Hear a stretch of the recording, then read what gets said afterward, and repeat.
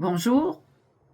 Voici maintenant la partie 2 des meilleures actions à poser quand on est un conseiller pédagogique ou une conseillère pédagogique en insertion professionnelle. Alors, j'ai déjà fait une partie 1 avec les 5 premiers, donc partie 2, les 5 derniers. Donc, au total, ça va nous faire les 10 meilleures actions pour favoriser notre insertion professionnelle. Le 6e point, je suis rendue là, c'est de valoriser les pratiques existantes. Quand on arrive comme conseiller pédagogique, on veut changer le monde, on aimerait ça que tout le monde soit à la fine pointe de la pédagogie, de la recherche en pédagogie. Mais il y a déjà des choses qui se font et qui sont extrêmement gagnantes. Donc, de faire beaucoup de renforcement positif sur les pratiques qui sont déjà existantes des enseignants et des enseignantes. Et on a peut-être à apprendre nous aussi. Donc, de se placer aussi dans une posture d'apprenant. C'est de travailler, bien sûr, donc je parlais de relations dans la vidéo 1, donc de travailler en collaboration avec les directions d'école et avec les autres conseillers pédagogiques. Donc, ne pas s'isoler, d'aller chercher des partenariats et de travailler à ce qu'on appelle la compétence conjuguée. Donc, j'ai mon expertise.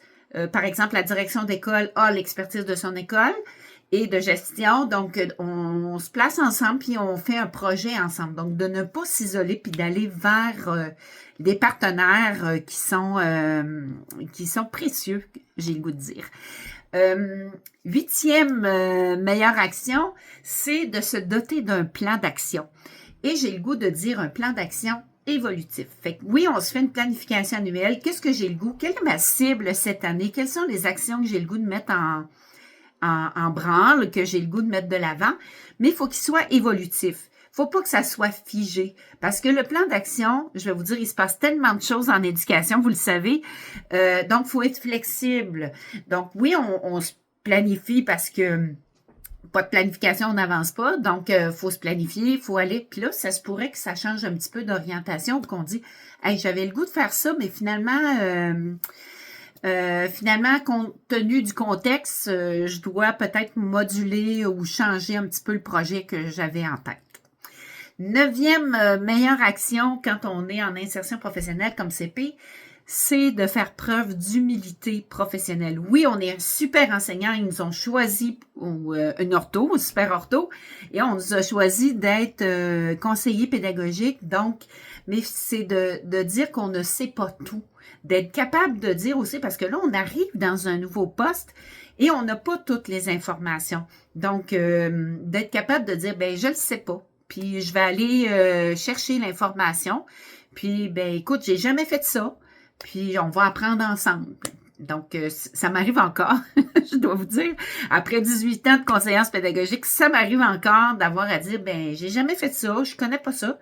Donc, on va le réfléchir ensemble, puis on va grandir tout le monde ensemble dans ce nouveau développement.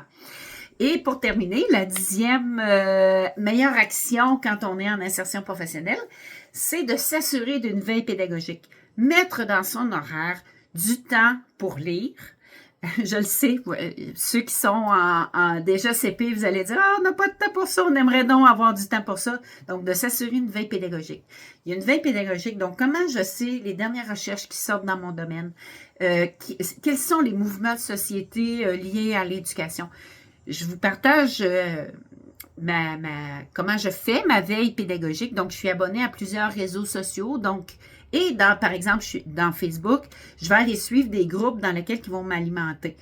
Dans TikTok aussi, je le sais, TikTok, c'est pas juste des affaires positives, mais dans TikTok, on est capable de s'abonner à des gens qui réfléchissent, c'est pas juste de la danse, là. On est capable d'aller chercher des beaux contenus pédagogiques. Et grâce à ça, ça me permet, sur LinkedIn aussi, il y a des chercheurs qui sont là, ils nous publient là les travaux de recherche qu'ils font. Donc, c'est vraiment intéressant de rester à l'affût des dernières sorties pédagogiques ou des dernières recherches, ça nous permet, parce que comme CP, il faut qu'on soit un petit peu à l'avant. Donc, il faut qu'on voit comme 2-3 pas d'avance qu'est-ce qui va arriver. Donc, le fait d'être en veille, ben ça donne un bon coup de main. Alors, j'ai fait le tour des 10 meilleures actions à faire quand on est en insertion professionnelle comme conseiller pédagogique. J'espère que ça vous a aidé. Puis, ben, je vous dis au revoir, puis on se voit bientôt.